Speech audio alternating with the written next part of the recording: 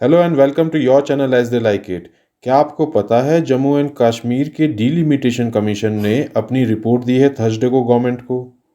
और क्या आपको पता है कि इस डीलिमिटेशन कमीशन की रिपोर्ट का सभी पार्टीज जमकर विरोध कर रही हैं।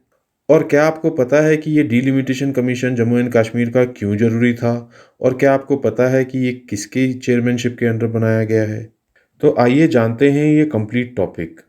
दोस्तों, Jammu and Kashmir delimitation commission ने थर्सडे को गवर्नमेंट को अपनी फाइनल रिपोर्ट सबमिट की है, जिसका कि सभी पॉलिटिकल पार्टीज ने बहुत ज़्यादा विरोध किया है। आइए सबसे पहले समझते हैं कि ये कमीशन क्या था और क्यों सेटअप किया गया था।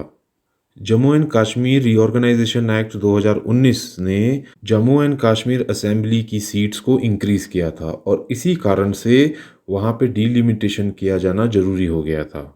2019 से पहले जम्मू एंड कश्मीर में 111 सीट्स होती थी असेंबली में, जिसमें से कि 46 सीट्स कश्मीर की, 37 सीट जम्मू की और 4 लद्दाख रीजन की होती थी। इसके अलावा 24 सीट्स जो हैं वो रिजर्व रहती थी पाकिस्तान ऑक्यूपाइड कश्मीर के लिए। जब 2019 में लद्दाख को यूनियन टेरिटरी बनाया गया और 2019 वाला Jammu and Kashmir reorganisation act आया, तब जम्मू एंड कश्मीर के पास 107 सीट ही रह गई।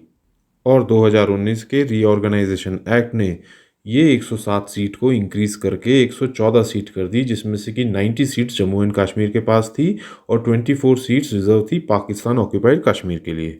आइए अब देखते हैं कि डीलिमिटेशन कमीशन क्या था।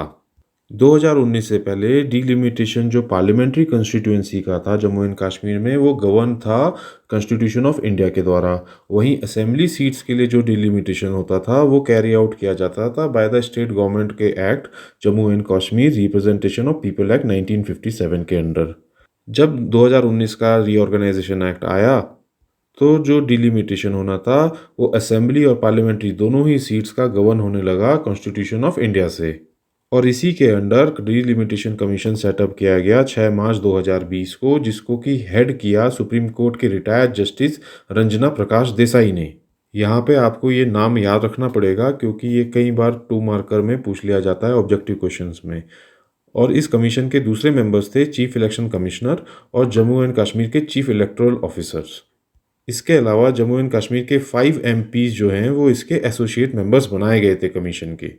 आइए अब देखते हैं कि ये जो डीलिमिटेशन एक्सरसाइज है ये क्यों कंट्रोवर्शियल रही।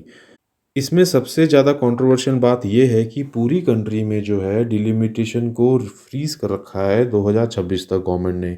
वहीं जम्मू एंड कश्मीर में डीलिमिटेशन किया जा रहा है, कॉन्स्टिट्यूएंसी बाउंड्रीज को रीड्रॉ किया जा रहा है।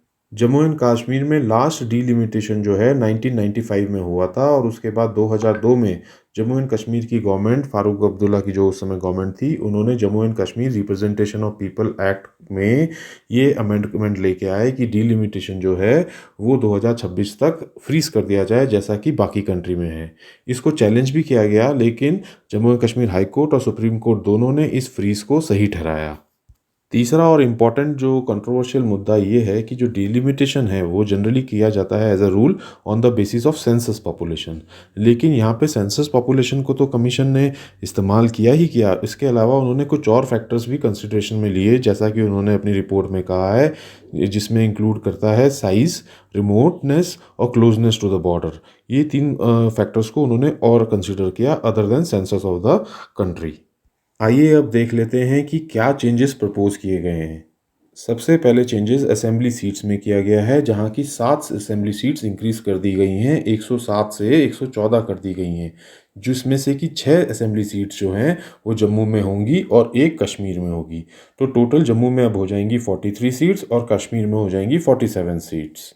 इसके साथ साथ इन जगहों की जो सीट्स का जो स्ट्रक्चर था वो भी कमीशन ने चेंज किया है और इसका बहुत विरोध हो रहा है। दूसरी जो इम्पोर्टेंट चेंज है वो है कश्मीरी पंडित्स के लिए। कमीशन ने रिकमेंड किया है कि ऐसा प्रोविज़न होना चाहिए कि एटलीस्ट 2 मेंबर जो हैं कम्युनिटी ऑफ कश्मीरी माइग्रेंट्स या कश्मीरी हिंदूज़ के, वो लेजिस्लेटिव असेंबली में हों। वहीं डिलिमिटेशन कमीशन ने ये नहीं बताया कि कश्मीरी पंडित्स के लिए जो ये सीट्स की बात कर रहे हैं ये एग्जिस्टिंग सीट्स में से रिज़र्व किया जाना है या एडिशनल सीट्स बढ़ाई जानी है। इसी के साथ साथ कमीशन ने ये भी रिकमेंड किया कि सेंटर को कंसीडर करना चाहिए कि Jammu and Kashmir legislative assembly में रिप्रेजेंटेशन हो उन डिस्प्लेस पर्सनस का जो कि पाकिस्तान ऑक्यूपाइड कश्मीर से माइग्रेट किए थे जम्मू में आफ्टर द पार्टीशन। आइए अब समझते हैं कि ये जो चेंजेस प्रपोज किए हैं असेंबली सीट्स में इनका क्या मतलब है। इन चेंजेस से इफ़ेक्ट ये होगा कि 44% जो पॉपुलेशन है जम्मू में वो वोट करेगी 48% ऑफ द सीट्स के लिए, और वहीं 56% of the population of Kashmir will vote with the for the remaining 52% of the seats. वहीं अपोजिशन पार्टीज़ का कहना है कि ये बेसिकली डीलिमिटेशन कमीशन ने बीजेपी को फेवर करने के लिए सीट्स को रीऑर्गेनाइज किया है, क्योंकि बीजेपी के ये स्ट्रॉन्ग होल्ड वाले एरियाज़ हैं जहाँ पे कि ये सीट्स को डिस्ट्रीब्यूट किया गया है। तो दोस्तों ये थी हमारी coverage regarding delimitation commission of Jammu and Kashmir, जो कि बहुत ज़्यादा चर्चा में है और आपके एग्जाम में पूछा जा सकता है। अगर आपको ये पसंद आती है वीडियो तो इसे लाइक एंड सब्सक्राइब करें। वहीं इंस्टाग्राम और टेलीग्राम से जुड़ें जहाँ पे कि हम फ्री PDF और फ्री नोट्स देते हैं। Thank you.